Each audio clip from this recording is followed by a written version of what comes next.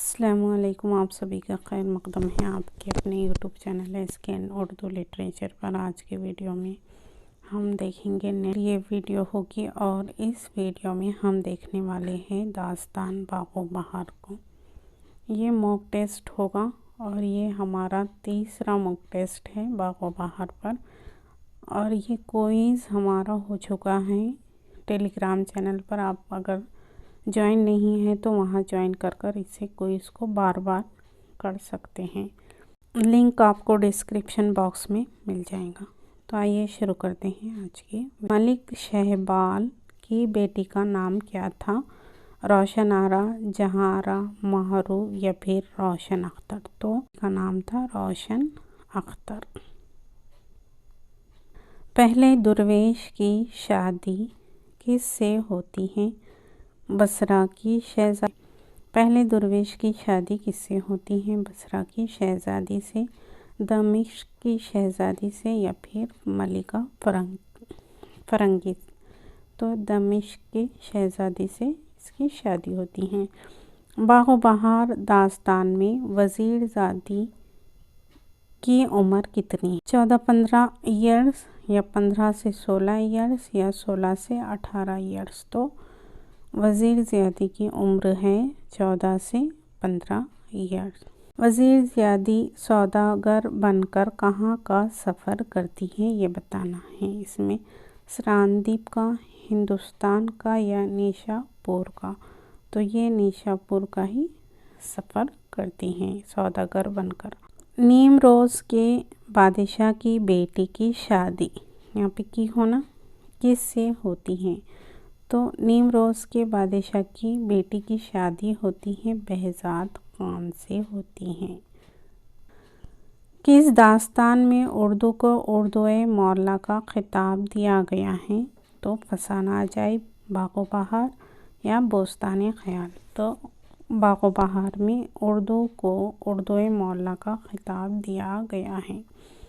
ملک صادق نے جس شخص کو تلاش کرنے کے لیے چوتھے درویش کو کہا تھا، اسے ڈھونڈنے میں کتنا عرصہ لگا؟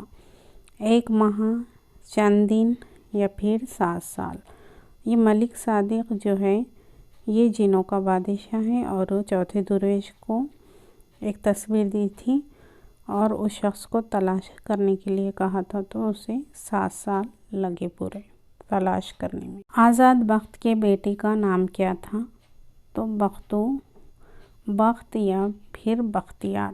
تو آزاد بخت کے بیٹے کا نام بختیار تھا۔ ملک صادق جو جنوں کا بادشاہ ہے وہ چوتھے درویش کے والد کو تحفے میں کیا دیتا تھا؟ اور درویش کے والد کے پاس ایسے کتنے تحفے جمع ہو گئے تھے یہ بتانا ہے۔ یہ چوتھے درویش چین کا رہنے والا ہے اور ملک صادق کے پاس اس کے والد جاتے تھے، دونوں میں دوستی تھی اور یہ کم سے کم 1 ماہ وہاں پر رک کر ایک بوزینہ لاتے تھے۔ تو ایسے کتنے بوزینہ جمع ہو یہ بتانا ہے۔ بوزینہ 39، بوزینہ 20 یا پھر بوزینہ 40؟ تو بوزینہ 39 جمع ہو گئے۔ بوزینہ کیسا تھا؟ پتھر کا تھا، مٹی کا تھا یا پھر سنگ مرمر کا؟ تو بوزینہ تھا پتھر کا تھا۔ یہ کس درویش کا کردار کمزور، بے جان اور ڈھیلا ہے؟ پہلے، دوسرے یا پھر تیسرے؟ تو تیسرے درویش کا کردار بے جان اور ڈھیلا ہے۔ کون سا درویش عقل و شعور سے عاری ہے اور بے باکی جوانمردی نام کو نہیں ملتی بلکہ اس کے اندر کم ظرفی اور بے وقوفی آثار نمایاں ہے یہ بتانا ہے اس میں؟ تو چوتھے درویش میں یہ ساری چیزیں دیکھنے کو ہمیں ملتی ہیں۔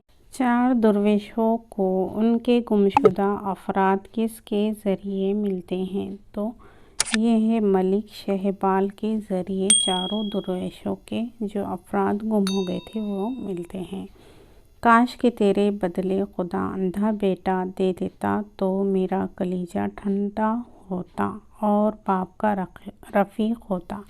یہ جملہ باغ و بہار میں ہی ہے اور یہ بتانا ہے کہ یہ جملہ کس کی زبانی ادا ہوا؟ تو یہ جملہ آپ کو ملے گا آزاد وقت کے حصے میں، اور یہ ہوا تھا وزیر زیادی کی ماں نے کہا تھا۔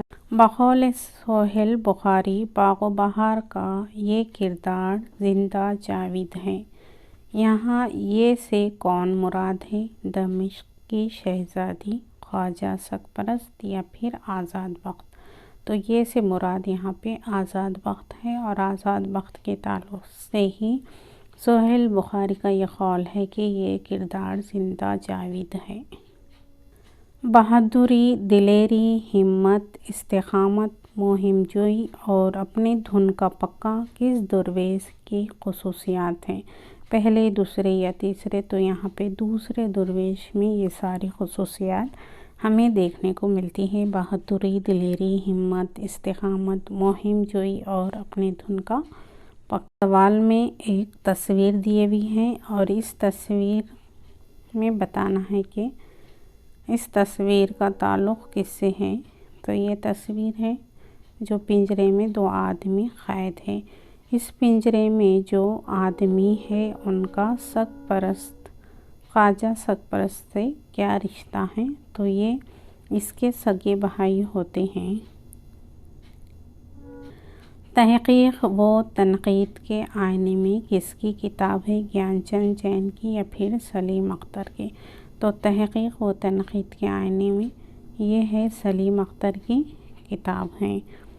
آگے ہے احوال اس فقیر کا ہونا، یہاں پہ اے دوستاں سنو، یعنی جو مجھ پہ بیتی ہے وہ داستاں سنو، جو کچھ کہ شاہ عشق نے مجھ سے کیا سلوک، تفصیل وار کرتا ہوں اس کا بیان سنو۔ تو یہ شعر کس درویش سے اس قصے، ان اشعار سے قصے کا آغاز ہوتا ہے یہ بتانا ہے۔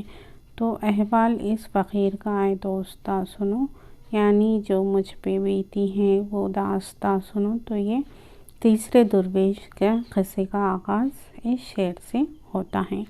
قصہ ہماری بے سر و پائی کا اب سنو، ٹک اپنا دھیان رکھ کے میرا حال سب سنو، کس واسطے میں آیا ہوں یہاں تک تباہ سنو، سارا بیان کرتا ہوں اس کا سبب سنو۔ تو یہ قصے کا آغاز ہوتا ہے ان اشعار سے۔ چوتھے درویش کے قصے کا آغاز ہوتا ہے قصہ ہماری بے سر و پائی کا اب سنو، یہاں سے ہوتا ہے۔ یہاں پہ اقوال دیا ہوا ہے، یہ بتانا ہے کہ یہ کس کا ہے۔ بقول باغ و بہار کے یہ شہزادی اردو داستانوں کے دیگر شہزادوں کے بالکل برعکس ہے۔ شاید ہی اور کسی داستان کے ہیرو میں ایسی مسکینی پائی جاتی ہو۔ تو یہ سلیم اختر کا قول ہے باغ و بہار کے شہزادوں کے بارے میں۔ میں نے یہ گفتگو سن کر دونوں یاجوج ماجوج سے کہا کہ واسطے خدا کے مجھ پر رحم کرو، ابھی مجھ میں ایک رمق باقی ہے، جان باقی ہے، جب مر جاؤں گا تو تمہارا جی چاہے گا سو کیجیے، مردہ بدست زندہ، لیکن یہ تو کہو مجھ پہ یہ کیا حقیقت بیتی ہے، مجھے کیوں مارا، اور تم کون ہو بھلا اتنا تو کہہ سناؤ۔ تو یہاں پہ ایک پیراگراف ہے، یہ پیراگراف بتانا ہے کہ باغ و بہار کی کس درویش کے قصے میں آپ کو دیکھنے ملتا ہے۔ تو یہ پیراگراف تیسرے درویش کے قصے میں درج ہے۔ یہاں پہ بھی ایک پیراگراف دیا ہوا ہے، یہ بتانا ہے کہ اس کا تعلق کس داستان سے ہے۔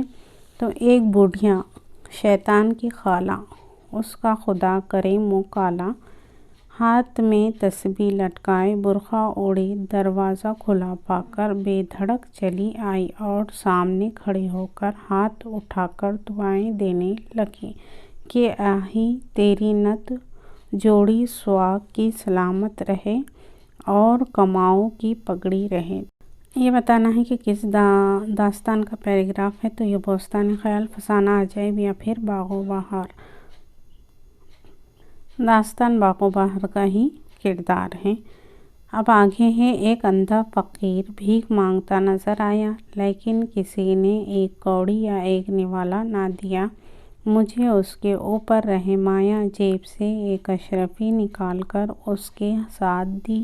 وہ لے کر بولا کہ اے داتا، خدا تیرا بھلا کرے، تو شاید مسافر ہے، اس شہر کا باشندہ نہیں۔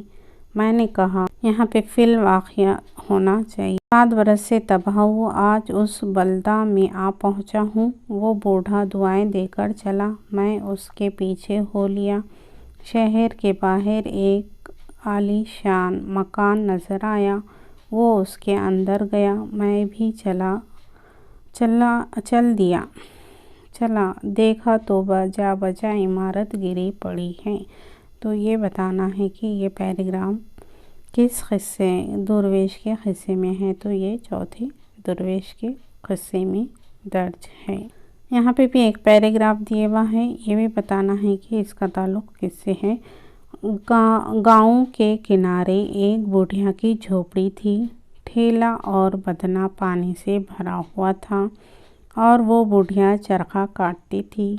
کتا کوزے کے پاس گیا، چاہا کہ لوٹے کو اٹھائے، عورت نے ڈانٹا، لوٹا اس کے منہ سے چھوٹا، گھڑے پر گرا، مٹکا پھوٹا، باقی برتن لڑک کے پانی میں بہہ چلا۔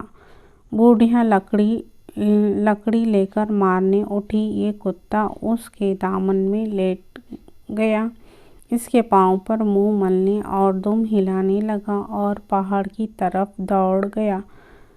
پھر اس کے پاس آ کر کبھی رسی اٹھاتا، کبھی ڈول، منہ میں پکڑ دکھانا اور منہ اس کے قدموں پر رگڑتا اور آنچل چادر کا پکڑ کر کھینچتا۔ خدا نے اس عورت کے دل میں رحم ڈالا کہ ڈول رسی کو لے کر اس کے ہمراہ چلی، یہ اس کا آنچل پکڑے گھر سے باہر ہو کر آگے ہو لیا۔ تو یہ پیراگراف کس قصے میں درج ہے بتانا ہے، تو یہ سرگزشت آزاد بخت کی قصے میں یہ درج ہے، آزاد بخت کے قصے میں درج ہے۔ تو یہ تھے کچھ کوشچنز ہمارے، اور بھی ہیں انشاءاللہ اور اس کے بعد کی ویڈیو میں تھوڑے سے اقوال بھی لے لیں گے۔ ابھی کے لیے اتنا ہی، پھر ملیں گے انشاءاللہ کسی اور ویڈیو کے ساتھ، تب تک کے لیے خدا حافظ۔